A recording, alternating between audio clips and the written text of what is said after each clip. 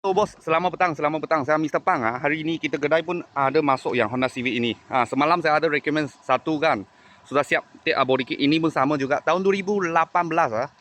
Okey, Honda Civic 1.8 FC. FC tapi warna lain lah. Ini warna ori.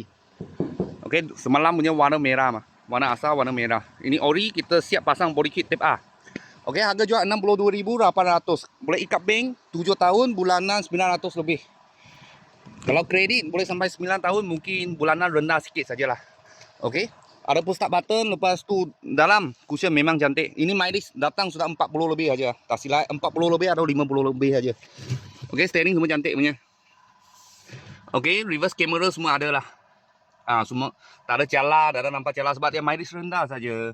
Okey, belakang mesin pun serupa macam baru. Sebab 1.8 dia dalam bukan leather punya. 1.5 baru high spec.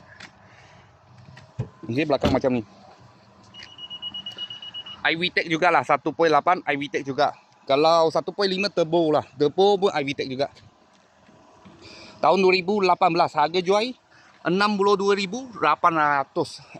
Siap ini body kit sudah lah. Okey. Kalau bos-bos dan kawan-kawan siapa minat atau nak buat loan, boleh tanya saya, kereta ni masih ada dah. Kita ada berapa biji lah. Kalau ada apa murah-murah kita, saya akan video lagi. Thank you bos, thank you.